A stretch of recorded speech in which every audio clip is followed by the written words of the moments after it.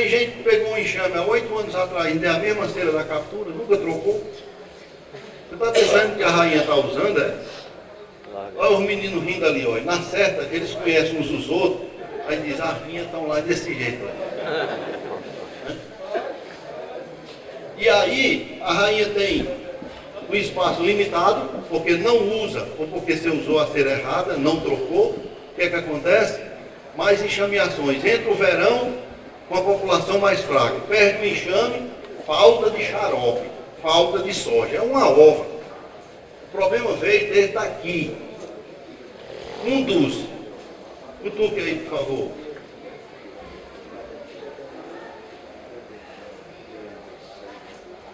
Muito bem. Combate a formiga. Saraça. Vocês sabem o que é, não sabem? Pessoal. É, a taioca preta e tem aquela avermelhada. E quando a gente deixa um copo de café com leite, com restinho na mesa, de um dia para o outro, algumas morrem à noite, tá vendo? É. Então tudo na mesa, quando você acende a luz, corre tudo, trabalha no escuro. É assim? Pois é, aquilo ali, depois de nós humanos, é o principal inimigo das abelhas. São tão organizadas quanto as abelhas. E vocês, aliás, as formigas, né, pessoal, é um mundo incrível, né? Admiro a formiga pequenina, fidagal inimiga da lavoura, no trabalho incessante é professor, exemplo de pura disciplina. Através das antenas se combina, no celeiro alheio faz limpeza. Formigueira é a sua fortaleza, onde cada uma delas tem emprego, uma entra, outra sai, não tem sossego, como é grande e suprema natureza. Isso é um poder de síntese de um cantador, não? Resumir uma formiga dessa forma, são organizadas. Eu comecei com uma colmeia comprada à prestação, que era o que o dinheiro dava. E quando eu tinha 10 colmeias, eu já me achava empresário, que fazia inclusive planejamento. O que a menina do Sebrae, como é o nome? Perdoe, eu tenho esquecido o nome, que deu o balde cheio, o Fábio cheio.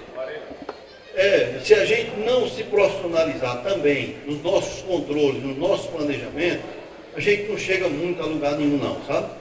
Então, a gente começa a criar, a gente começa a fazer, mas se a gente não for tendo os nossos controles para poder avaliar e tomar decisões, eu não tinha passado disso não. Mas eu estava planejando, tinha uma época que eu pegava meus enxames na garupa de uma bicicleta, né? O primeiro fumigador que eu tive, eu fiz uma lata de querosene de jacaré. Eu bolei um fumigador, porque eu não tinha dinheiro para comprar não. Pouca gente sabe aqui, mas eu sou filho de um pedreiro e de uma doméstica.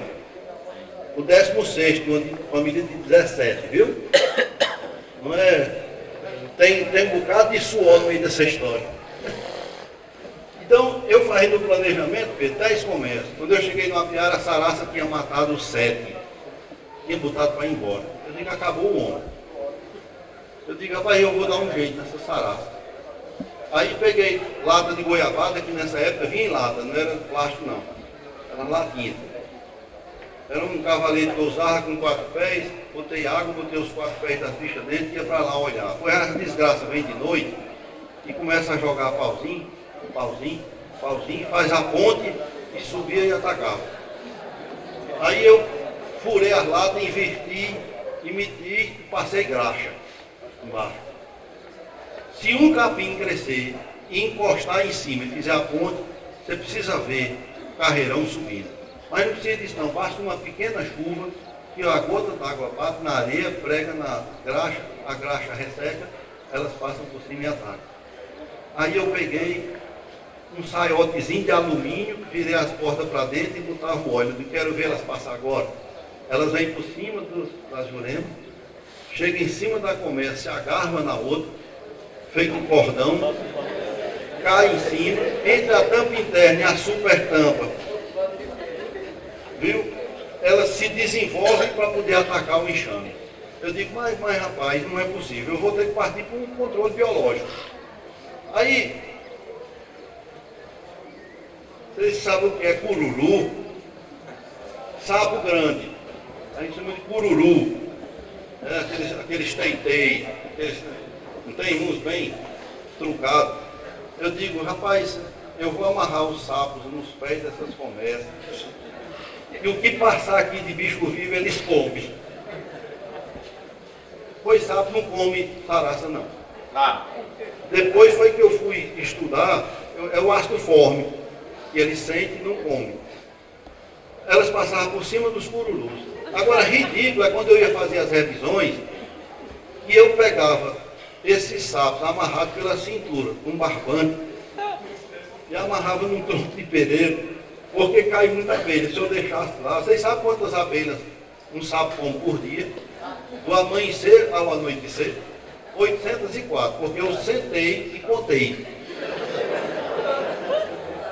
Sentei com a prancheta e cada linguada de um tronco com 8 cifras, um enxame até grande, esse sapo estacionou, ele fica imóvel, né? Fica só com aquela respiração braquial dele, né? E era só leve, leve. Descobri também nesse dia, ou seja, ele acaba em 3 dias, ela acaba em enxame, se ele tiver acesso. Então os cavaletes têm que ser de uma certa altura, porque eles vêm de longe. E descobri que ele também leva ferroada. Ele, vez por outra, se perde naquela linguagem dele, e quando ele bate, a abelha ferroa, tá? Aí, você só sabe que ferroou, porque quando ele chupa a língua, que é muito rápida, rapaz, quando ela ferrou, ele vai, aí passa as mãozinhas assim, ó. Aquilo ali foi uma ferroada. Ele chega e canta. Aquilo ali, ele lascou-se. Abra aí, meu amigo, um combate. Sim. Aí os sapos não prestaram, aquelas pererecazinhas que mulher odeia, que fica dentro do vaso, que a gente vê aí, é uma perereca. Quando ela dá aquele grito, né? Independente do lugar que ela pule, é uma confusão. Né? Aquelas pererecas, eu digo, rapaz, elas ficam entre a tampa interna e super tampa. Será que as pererecas não inibiriam a saraça querendo nidificar lá em cima? Após as saraças carregam pedrinhas e faz um murinho, as pedrinhas, dividindo a área das pererecas delas. Não serve. Me disseram que a aranha era inimigo natural das abelhas. E toda vida que eu abria uma colmeia da gente e tinha aranha, eu limpava com a mão. Rapaz, pois onde tem aranha, a saraça não ataca. Lagartixa. Pronto. Isso aqui é para quê? Aqui, o suor. É o suor. Tá brava a situação? Oi? Obrigado, viu? Já, vá. É. Passe aí, lá no formigas aí. Ó. Essa aranha, faz mais uma, e faz isso na sua colmeia, onde ela está, você não perde mais ataque. E ela come uma abelha por semana, 2, dá para alimentar, né? Ela pega alguma, não faz nada não, né? A gente tem que ter cuidado quando tira, porque se a rainha estiver na tampa interna, não deixar ela passar para cima, devolver logo, porque ela pode se enganchar nas casas de aranha aí. E fica ruim de limpar, sabe? E ela ainda tem uma coisa excelente. Quantas vezes a gente abre as colmeias e tem 8, 10 mariposas de traça que ela captura à noite, quando a mariposa vem. Ela pega pra gente. Certo? E não precisa você botar, pode deixar que elas habitam. Só não façam limpar, como disseram, que era inimigo, que a gente tinha que limpar. É o controle biológico. Nós nunca mais, ao longo desses 18 anos, nós perdemos uma colmeia por ataque de saraça. Olha lá. Ó, você está pensando que eu comprei 1 quilo de rã e botei aqui em cima? É? Não existe para vender isso não. Né? Você faz isso aqui sim. Né? Faz.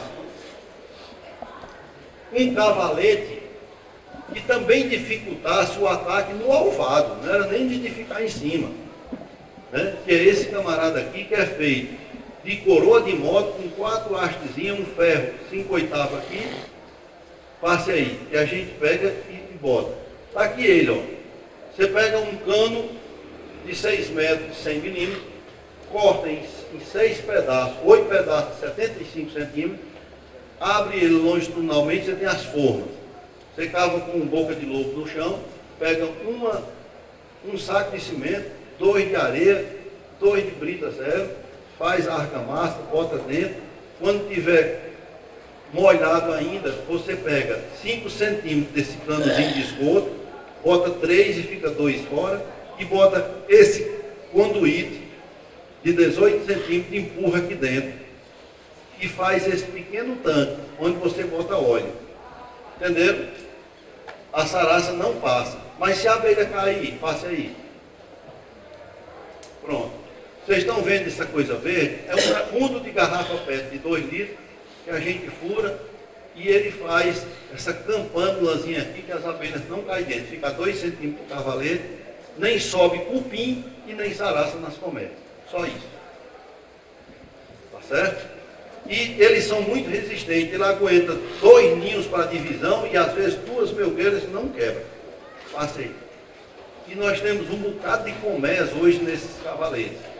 Mas já tem evolução, nós já temos outras coisas melhores do que isso aí. Eu não trouxe, eu ainda vou testar melhor. Mas tem dispositivos hoje que a gente bota, não deixa saraça. Pode voltar. Uso da tela excluidora. Rapaz, as nossas abelhas africanizadas não aceitam só o espaço do ninho. Elas precisam mais agora, nesse período de alta coleta que nós estamos trabalhando. Nós estamos nesse período. E se ela subir para as melgueiras e botar crias na melgueira, aplauda. Porque quando chegar na parte de mel, vai nascendo as crias e elas vão enchendo de mel esse lugar. Se você restringir com a tela excluidora, prendendo uma rainha,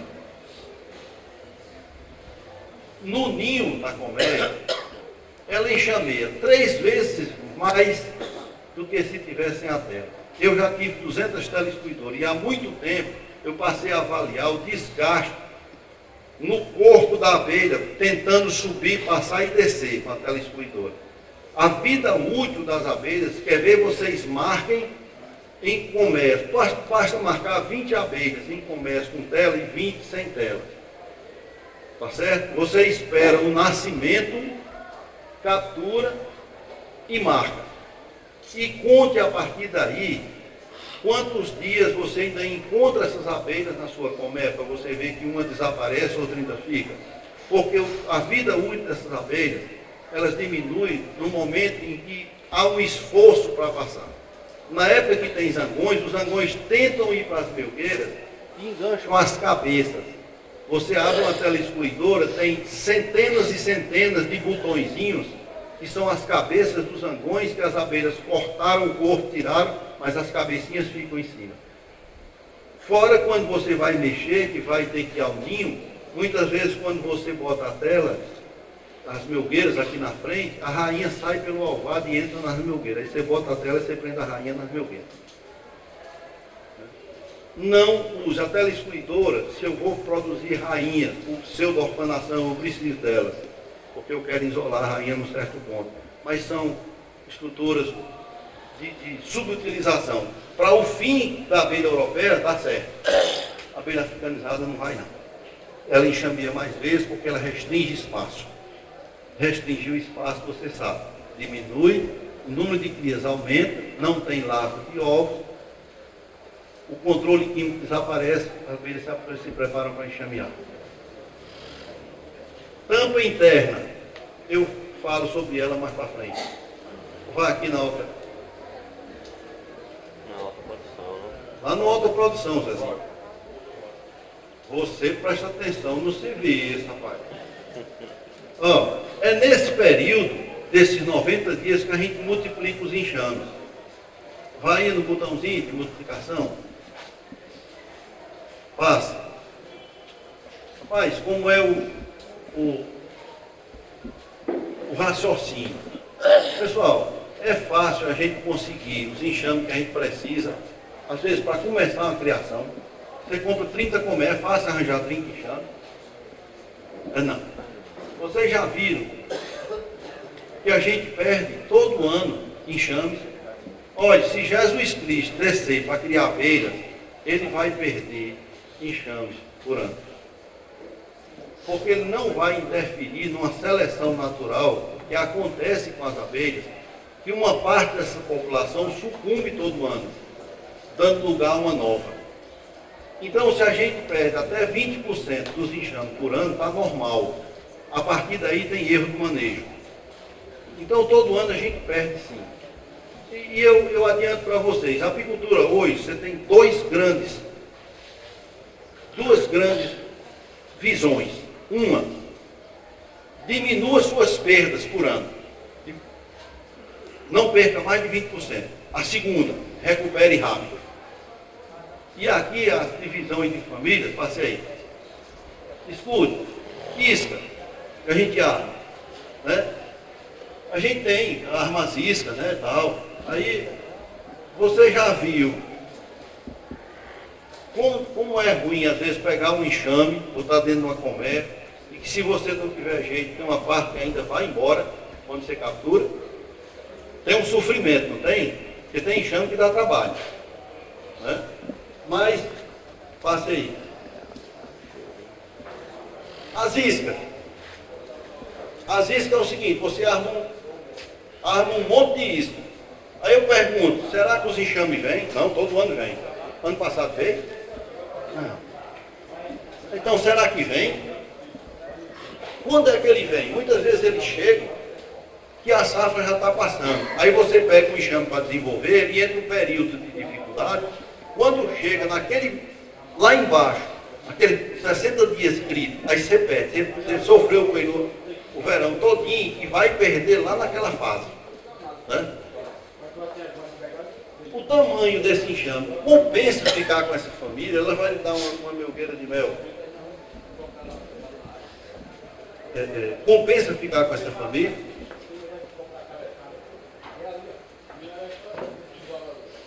Quando será que esse enxame produzirá a nossa primeira melgueira de mel? Eu estou curioso.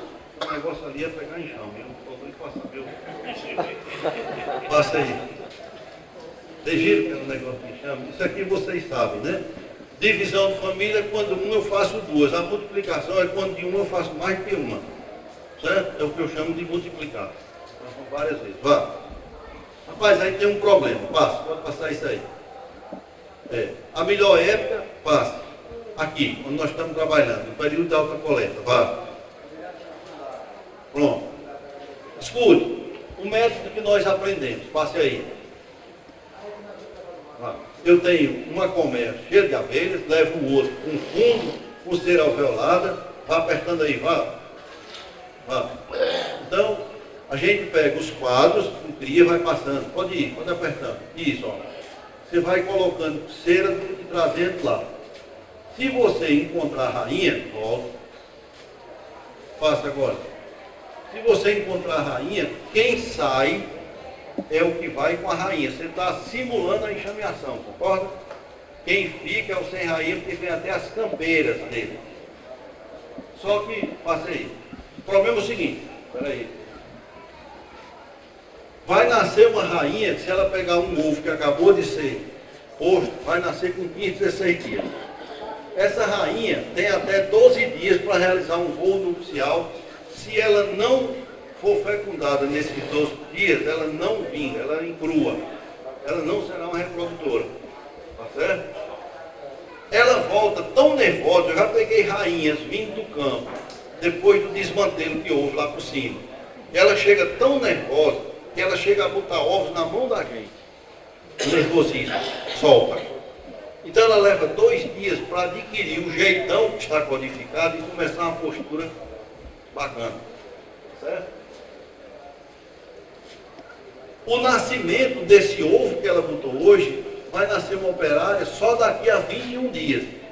E essa operária que trabalha 19 a 20 dias dentro de casa, só vai para campo 21 dias depois, concorda?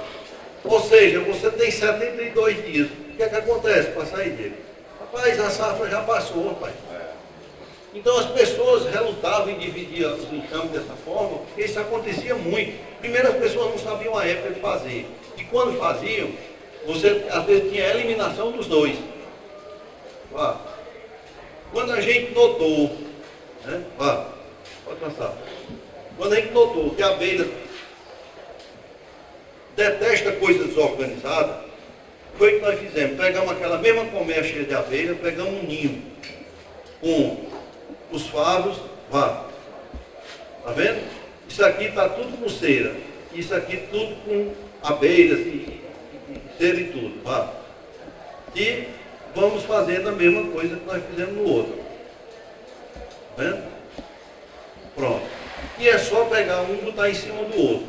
Quando você faz isso, você fica com as abelhas com cera, e isso aqui com cera alveolada e cera alveolada. Você faz um X. Quem deu esse nome não foi eu, não. Foi o professor Peter Kevan, que é da Universidade do Canadá, um camarada mundialmente reconhecido, um senhor, uma figura humana muito boa. Ele tem uns livros escritos no mundo, porque para mim, pessoal, o livro, ele precisa, quando a gente bota numa prateleira, ele fica em pé. Livro que você bota e ele cai, é só uma anotação, tá? Me perdoe. Mas ele tem uns livros dessa altura. E ele esteve com a gente em Limoeiro, num curso internacional de polinização, foi lá no apiário, e ele disse que achou fantástico que esse método mantém o pool genético das abelhas sem eu estar interferindo na apuração do sangue dessas abelhas, e quando às vezes eu boto para a produtividade, eu estou perdendo nesse animal a resistência dele à seca, a doenças, outras coisas. Ele disse, mas você achou um método de multiplicar famílias sem mexer no patrimônio genético das populações das abelhas. Ele, como biólogo, achou excelente isso. Né? E botou, disse que era X-Men, né? É o método X, que ele batizou. Eu nunca nem botei nisso, não. Passe aí. Pessoal, quando você faz isso, para a gente, 22 dias, tem delas que em 15 dias está pronto, tem delas que é 30. Então, em 22 dias em média, você vai lá, leva um assoalho, uma tampa interna, uma super tampa, tira de cima, não queira saber onde está a rainha, é uma super família. Você bota o assoalho, bota as tampas, leve a que estava no lugar, porque tem 70% de chance da rainha estar nela, para outro apiário e deixa essa daqui nesse lugar. Você não viu onde é que estava a rainha. Assegure que nas duas ficou pelo menos um quadro com ovos e larvas, para quem ficou sem rainha poder puxar. Se você produz rainhas, introduz uma rainha na hora que você vê quem ficou sem. Né? No dia seguinte, você abre as duas, aqui ficou sem rainha, está puxando raleira. Aí você diz, aqui foi realmente uma rainha. Nesse período eu posso botar a segunda divisão nela. E nessa daqui é tanta abelha que eu ainda posso botar uma melgueira logo. Na outra, se eu não quiser, eu já jogo uma melgueira.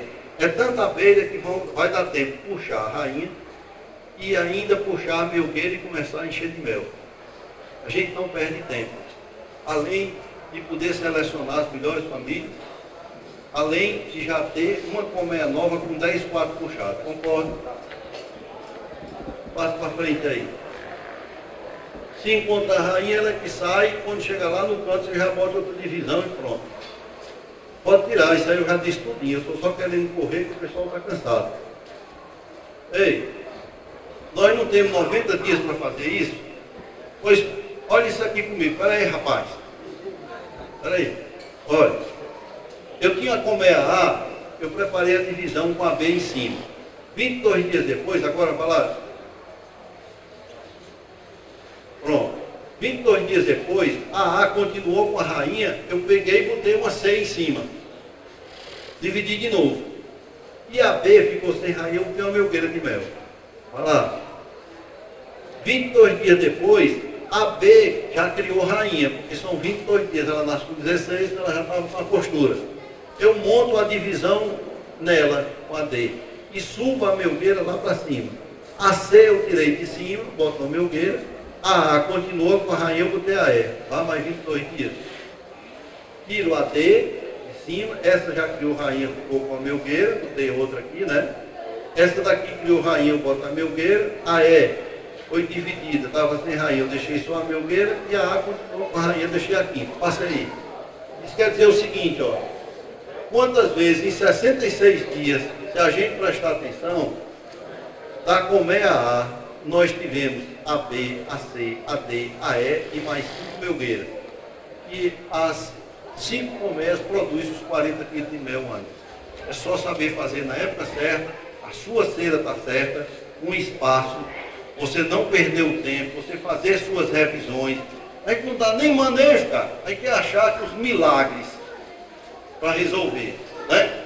Com alimentação, com rainhas geneticamente melhoradas. Eu quero saber como é isso. Passa. Vá, pode ir. Ó.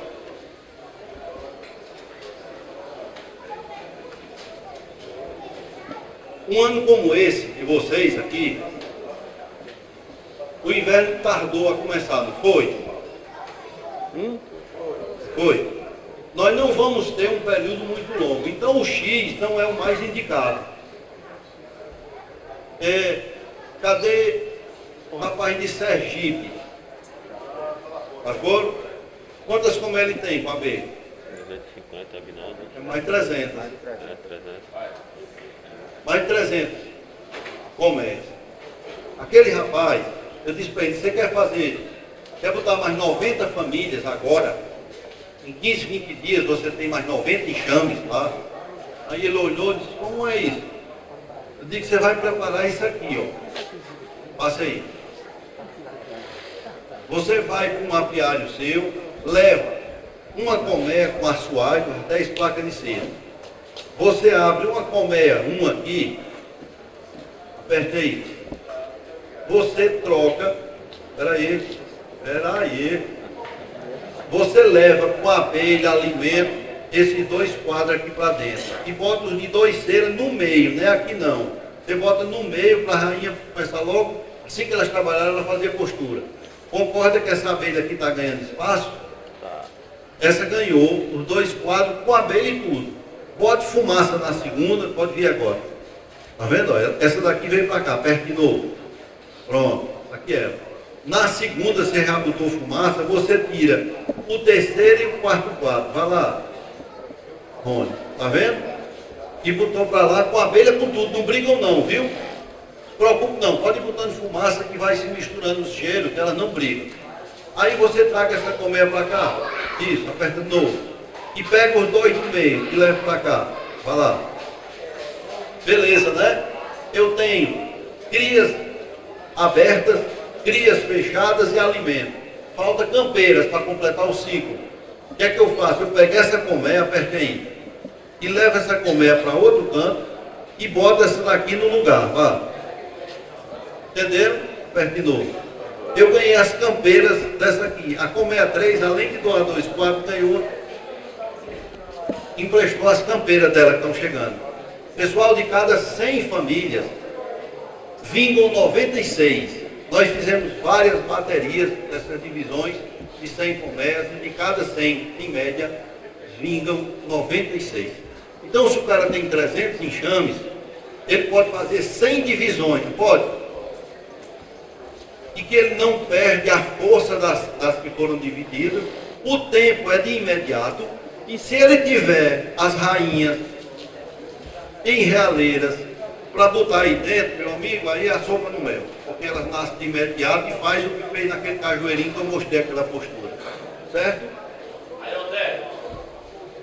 No fim, no fim, essas que são divididas ficam sem rainha. Se você quiser, você pode tirar, quando você for fazendo isso, pode tirar as rainhas das 3 e botar nas novas, que elas desenvolvem rápido. E lá nas antigas, elas puxam a rainha muito rápido. Num caso ou no outro, é mais vantagem se eu tiver as rainhas para enxertar, ou as realeiras, sem problema. Então, o povo nojento, que diz que eu sou contra a produção de rainha, entenda que eu não sou não. Eu sou contra a mentira de dizer que isso pode ser a grande saída, ou que estão vendendo rainhas melhoradas, e que a saída é a troca de rainhas. Viu? É a troca da sua cera, é da espaço, é outras coisas. As rainhas podem deixar que suas abelhas estão trocando. Passa aí. Isso aqui é só esquemático também que cada um deu. Vocês entenderam essa história? Simples. Passa. Ó, pessoal, esses métodos de divisão, teve um ano desse, eu dividi 500 famílias de abelhas. Está aí tudo preparada, marcada com o símbolo do apiário, numeradas com mel, leva para campo.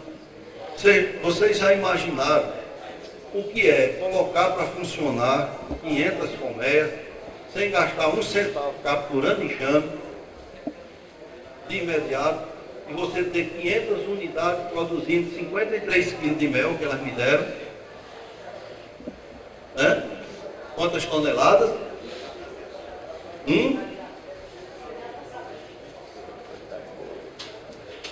Passa. Aqui os lugares que nós preparamos para receber. Aqui, né, doutora? Para rastreabilidade, para o orgânico. A gente faz uma ficha. Essa ficha a gente vai, onde responde questões. Né? Há possibilidade de contaminação. Você tem lixões a menos de 3.000 metros. Você tem a água, como é a água. É um bebedouro que você bota.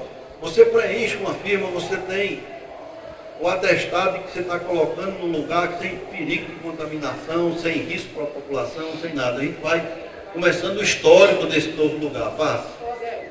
Isso aqui são as colmeias divididas. Ó. Pode passar.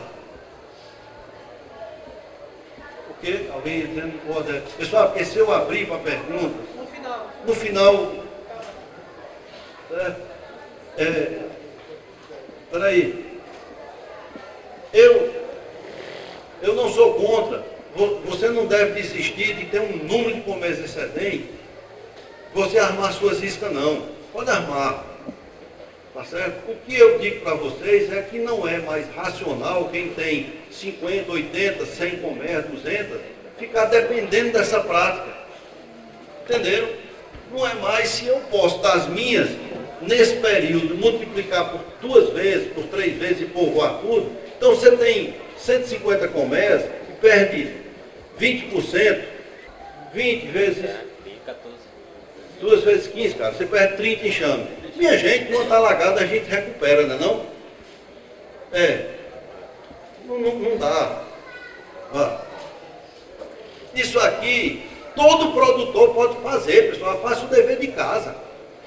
Pelo amor de Deus, é porque não liga para a cera, é a mesma cera da época de captura. Eu estou só dando a minha versão, não sou dono da verdade não, certo? Pode passar, isso aqui foi um experimento. Vá.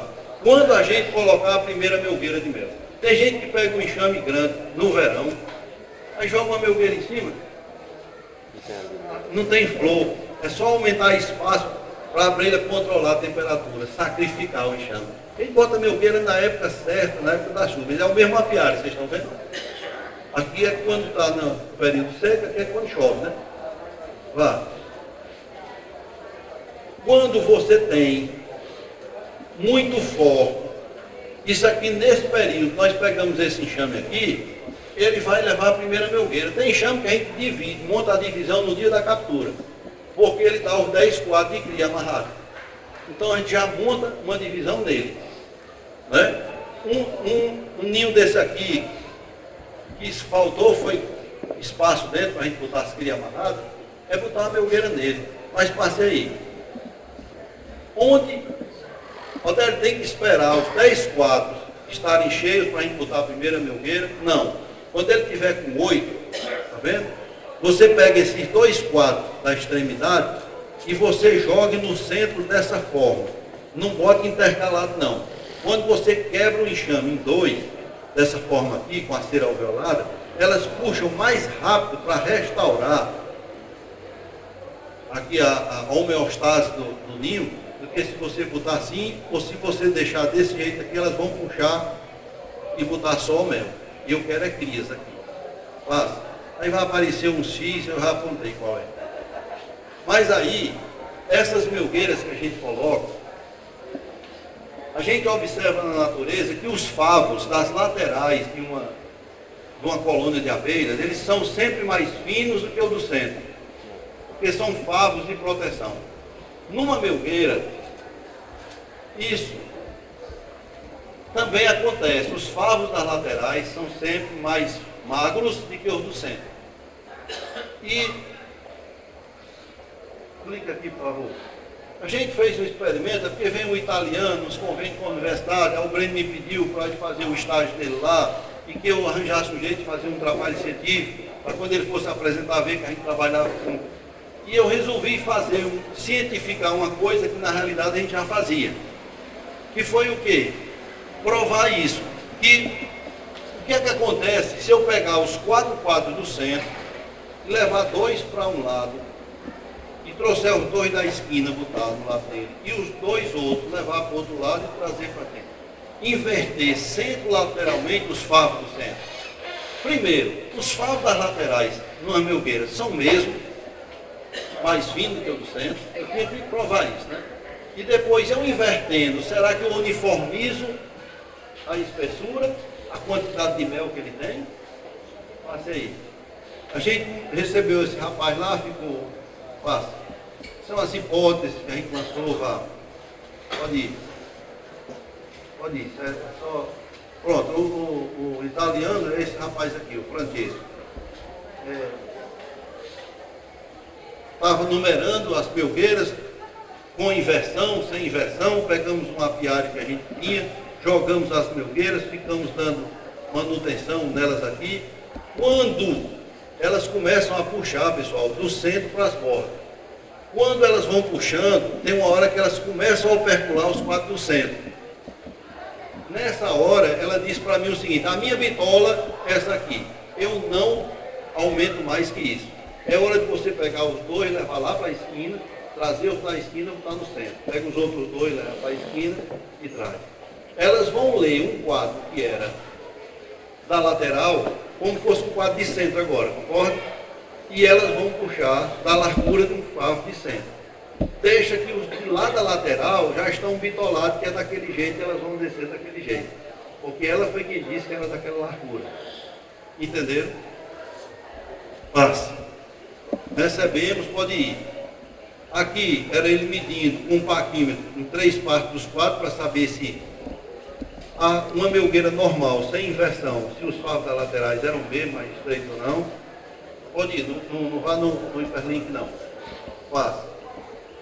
Bom, eu queria saber também se o mel contido em melgueiras que eu investia era mais do que melgueiras normais sem inversão. E aí vinha, pesava o peso do quadro, ele desoperculava, tá certo? Quando ele desoperculava aqui, ele pesava de novo. Então eu tinha o peso do quadro desoperculado. Quando eu fazia a subtração, eu tinha o opérculo melado que saía. Tá certo? Depois eu marquei a centrífuga e a partir dessa fita vermelha, eu ia sabendo qual era a posição de cada favo dele. Então, botava aqui, tirava, depois pesava vazio. Entendeu? Eu sabia quanto de mel saiu em cada quadro. Das colmeias com inversão e sem inversão. Pode passar. Pode ir. Ó. Esse gráfico aqui, esse vermelho, é uma melgueira normal. Cada número desse é um quadro. Então, os quadros das laterais, a espessura, está vendo que ele é menor do que o do centro? Ó. Aqui tem uma espessura que é dada nessa reta aqui. Eles são mais gordos do que os das laterais, concorda? Quando eu inverti, a tendência foi que eles ficassem praticamente iguais. Uniformizou as espessuras. Compreenderam? Pá. A quantidade de mel aí foi absurda. Porque numa melgueira normal, os favos das laterais têm bem menos mel do que os do centro. Quando eu inverto, favos de laterais passam a ter praticamente o mesmo mel dos favos de centro. Pessoal, isso dá 20% a mais de mel em uma melgueira. Só fazendo isso. Isso quer dizer, sabe o quê? Que se o senhor tem 100 colmeias e quer produzir 20% a mais de mel, você não precisa comprar 20 colmeias novas e gastar em povoar e fazer. Basta o senhor aprender a manejar os quadros dessa forma. O senhor já tem 20% de mel a mais por ano. É produtividade, não é? Pronto, passa. Isso aqui, ó, era um quadro de lateral e um quadro de centro. Passe aí. Isso é o resultado, vá. Pode ir. Agora clique aqui. Eu digo, Francesco, você vai fazer o seguinte, você vai escolher uma dessas melgueiras e nós vamos, a partir do centro para as laterais, nós vamos ver como é que ela se comporta. Vá. Olha lá. Ó, esse favo que ele tirou era um antigo favo de uma lateral, que era para ser fino. Olha como é que eles estão, tá vendo? Ó? Vá tirando aí. Ó, vá. Tá dando para ver, ó? Como eles ficam todos na mesma espessura. Favos que eram para ser mais estreitos passaram a ser. Pode passar. Pode ir. Outra coisa, pessoal, pode deixar isso aí. Você tem lá 15 colmeres no canto. A senhora chega e tem uma melgueira em cima que já estão começando a opercular. A senhora ia fazer a inversão. Mas a senhora levou uma melgueira nova para botar num enxame que não tinha melgueira e estava pegando já. Mas a senhora quer, dentro de 8 dias, colher o mel que a senhora quer ir para o forró e se vender. As 2 melgueiras dá. Como fazer para que as abelhas, daqui a 8 dias, tenham as 2 melgueiras cheias? Porque se a senhora deixar essa que está aqui já quase cheia, elas vão encher demais a ponto de faltar espaço. A senhora vai perder mel. E a outra não vai conseguir, nos 8 dias, encher toda. A senhora tira os 5 do centro da que já foi puxada e bota os 5 de cera. E na outra, a senhora bota 3 quadros de mel aberto e 2 do outro lado e bota os 5 no meio. A senhora não só fez as inversões, a senhora botou que elas vão puxar no centro, como 10 quadros e uma colmeia puxar só, a senhora compartilhou o serviço com 2, concorda? Então 2 abelhas puxam uma melgueira muito mais rápido do que você botar uma para uma abelha puxar e perder mel na outra.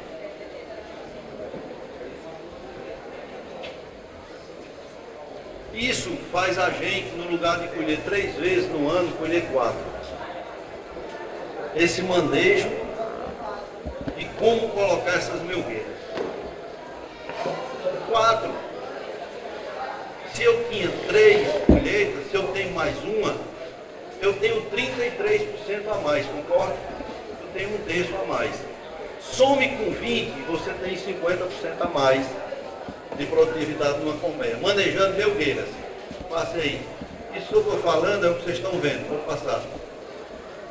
A segunda melgueira, faça o seguinte, passa. A segunda melgueira, você levante a que tem cera, que já está quase completa, e bote a de cera no meio. O calor dessa e o calor disso aqui faz com que elas maturem e operculem essas aqui mais rápido. Mas faça melhor, passe aí. Passa. Se eu for colocar a terceira, mas peraí. Suas colmeias tem 3, tem 4 melgueiras? Não. Tem não. É porque é assim, ó. Junho, julho, agosto. Quando a gente vai começar a colher, são 122 núcleos que o Apiara Altamira tem. 122 lugares, de 25 a 30 colmeias. São 3.000 e tantas colmeias. Quando eu vou colher no primeiro núcleo, o núcleo 100 está do mesmo jeito, ele está na mesma região. Agora, como é que eu fazia antigamente? Eu levava 300 melgueiras de mel com uma sala de mel, ficava lá colhendo as abelhas no campo sem melgueira. Até o dia que eu percebi que nesse período elas enchem e operculam 2 melgueiras de mel em 22 dias. 2 melgueiras de mel têm 22 quilos de mel. Ora, em 22 dias é 1 quilo por dia. Eu percebi que eu estava perdendo 1 quilo de mel por colmeia dia, quando eu deixava no campo.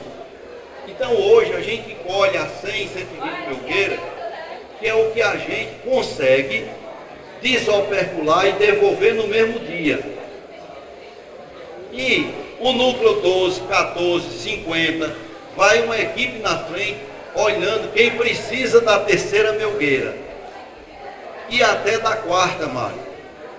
Porque quantas vezes eu cheguei, eu trabalhava tudo com 2 melgueiras. Estava lá, 30 colmeias com 2 melgueiras de mel lotada, favo embaixo, na cara da colmeia, e faltou espaço. Quando eu passei a botar a terceira e a 4ª, quantas vezes eu cheguei, estava todo mundo com 3 e não com 2. Ou seja, eu estava perdendo 10 quilos de mel, concorda?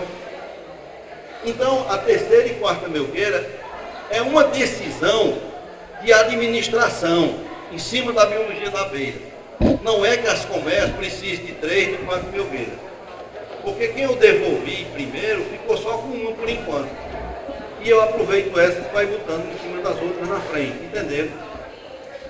É por isso que nós estamos falando de onde colocar a segunda e a terceira. A terceira melgueira a gente não coloca no meio, porque eu pensava que aqui era melhor, porque o calor daqui e o calor daqui ia fazer. Só que naquele outro que nós mostramos, eu tinha uma melgueira e botava a outra. Os espaços são do mesmo tamanho. Quando eu boto duas em cima, meu amigo, elas ficam usando esse espaço só como área de trânsito. O espaço é muito pequeno em relação ao que tem em cima e o que está embaixo. Elas demoram muito mais a encher isso aqui ou perto lá do que quando eu boto lá em cima. Certo? Passa. Pode passar.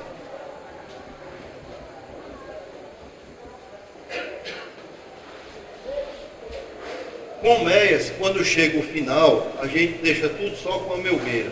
Porque começa com uma melgueira com o resto de mel que ficou. A cata você não colhe, você deixa de reserva. Começa que fica com uma melgueira, atravessa o ano, a fase ruim, muito melhor do que colmeias. Sem nenhuma melgueira ou com duas melgueiras. Certo? Só com ninho não dá. Passa. Então, você voltou para aí por quê? Aguenta aí. Isso. Então, coloque a primeira melgueira, não perca tempo, bote os 2 quadros porventura estiver no centro. Depois, faça a inversão. A segunda melgueira, levante a primeira, bote no meio da segunda. A terceira, bote em cima. Você vai ter 55% de aumento de mel por comércio só mexendo nas suas melgueiras, administrando melgueiras. Façam, me deu o benefício da dúvida. Eu acho que não funciona não, mas eu vou fazer. E façam para depois vocês me dizerem se funciona ou não. Vá aqui. Pronto. Colher própolis, né? Estuda própolis. Oi? A própolis você estava estudando, né? A própolis, a minha tese de doutorado foi com própolis. Com 500 comércios, o ano todo. Colher cera. Abra aí. Todo apicultor, isso aqui me lembrou onde eu ajeitei hoje. Ontem uma pessoa disse assim, acho que foi até um palestrante, disse, todo apicultor pode se tornar autossuficiente em cera. É verdade. É verdade. Como? Aqui, ó, isso é uma moça que a gente recebeu como estagiária da Universidade Federal e ela, entre outras coisas, ela ficou muito boa em cera. E eu pedi que ela fizesse o seguinte. A Ariane, passe aí. Vá, o rendimento. Ó, pessoal, toda vida que a gente faz a última colheita, quem estava com 2, a gente deixa com 1. Quem estava com 3, deixa com 1. Os favos, a gente corta, derrete, filtra e guarda o bloco de cera para no ano seguinte fundir de novo, formar cera e dar cera alveolada nova. Negócio de guardar melgueira, não sei o que, aí os caras botam 200, 300 melgueiras num quarto, empurra pastilha de gás toxin dentro para matar a traça, quer dizer, envenenando tudo residualmente. A melhor maneira da gente guardar cera é no bloco. No ano seguinte ter nova para suas abelhas.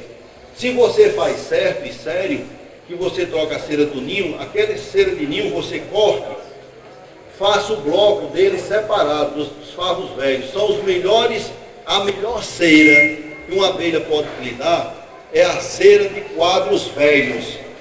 É a que tem mais feromônio. É as que na isca atrai mais enxame. As gorduras, os feromônios que ela tem. Não é a de opérculo como se pensa. É a cera de ninho antigo. Não perca. Se abandonou, aproveita essa cera. Se troca a cera, faça a fusão disso. A segunda, terceira melgueira você vai cortar. Aí eu disse, Ariane, faz o seguinte, dessa pilha de melgueira que nós vamos destruir, você vai escolher de qualquer uma 10 quadros. Você vai cortar os favos e individualmente vai filtrar a cera quadro por quadro. Ela fez, olha lá. Tá vendo? Peneirinha, um copinho, derretia, filtrava. Passe aí. Olha os bloquinhos. Ela pesou quanto tinha de cera em cada favo, concorda? Favo que um dia eu botei meia lâmina de cera alveolada. Aí eu disse, pegue 5 placas de cera da nossa, corte como fosse botado numa melgueira e pese individualmente cada plaquinha. Ela fez, olha lá. Vendo ela pesando na balança analítica? Passa.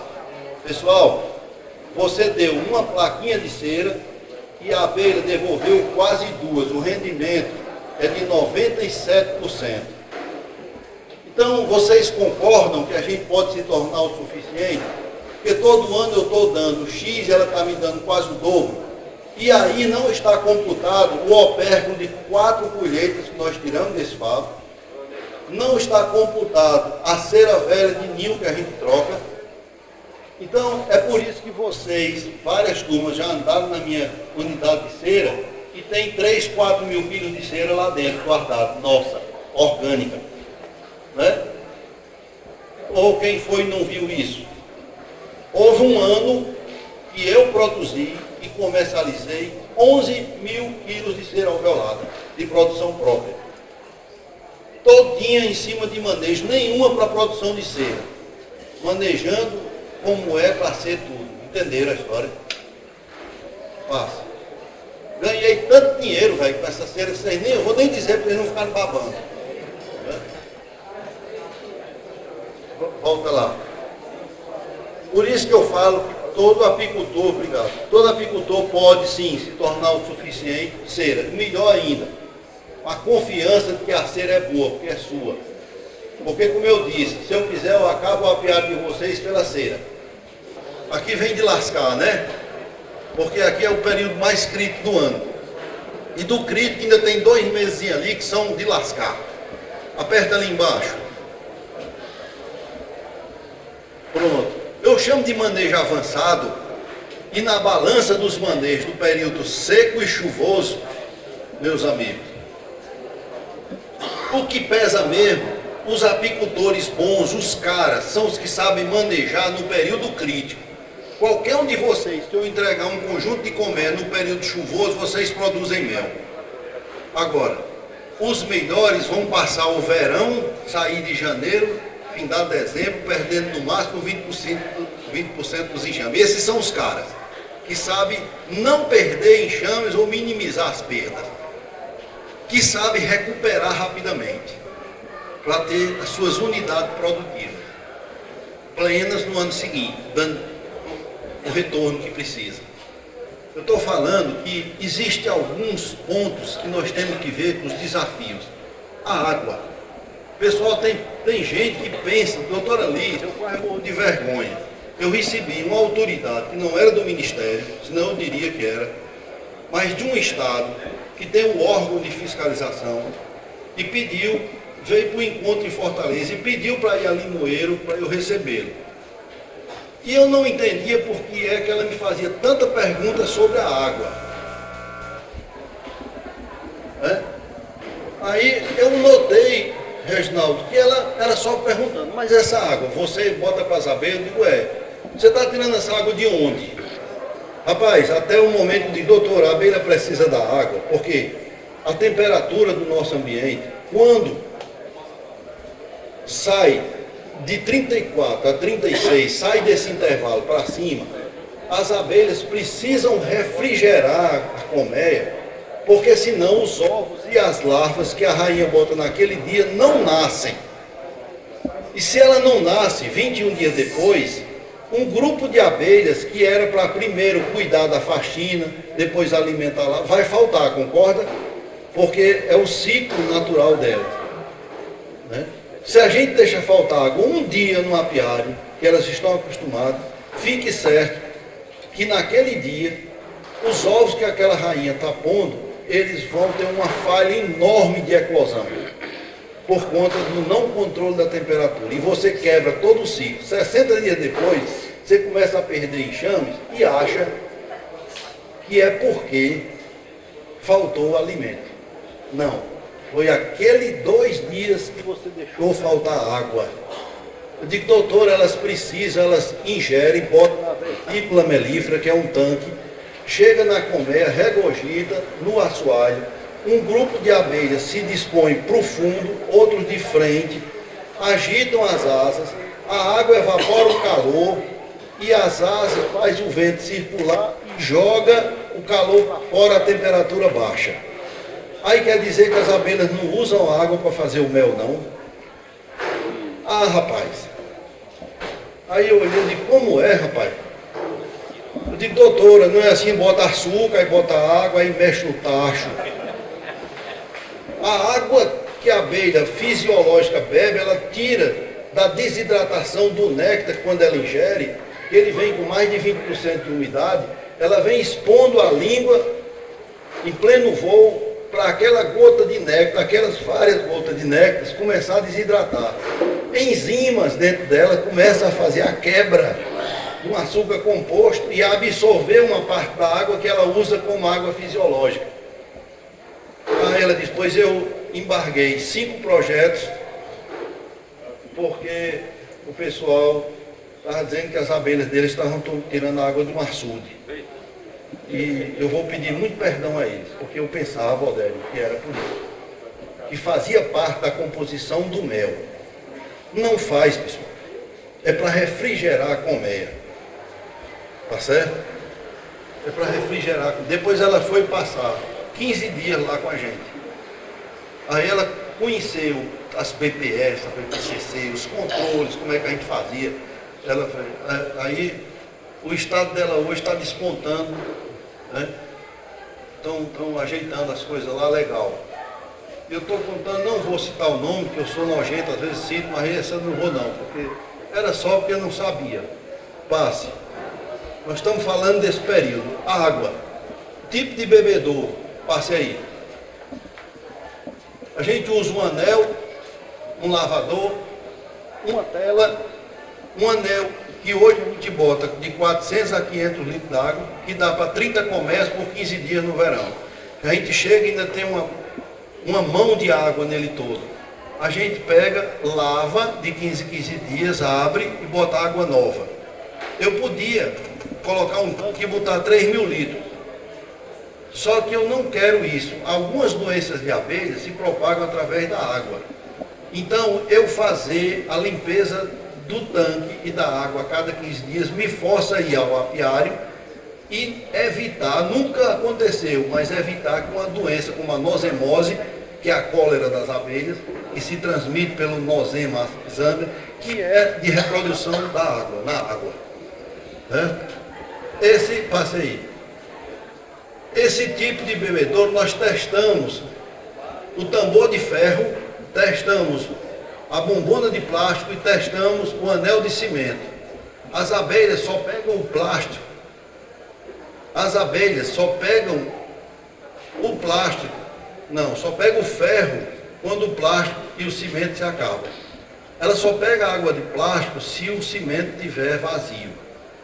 Então, é o cimento que mantém a melhor oxigenação por mais tempo, a temperatura da água por mais tempo, do que os outros dois. Porque o cimento permite, com a porosidade, a oxigenação da água. A água não fica pesada, não fica velha. Aí, nós temos um problema, que é a abelha que caía e morria. Não cai porque ela não sabe nadar. Esse isopor que a gente bota para que quando ela cair na água subir, tá certo? A abelha se orienta, vocês sabem, pela imensidão, pela claridade. Ela vem no pino de meio-dia, num bebedouro desse. Se ele não tiver esse isopor, ela vira e cai de costa na água. Morre muita abelha, porque confunde a orientação de voo.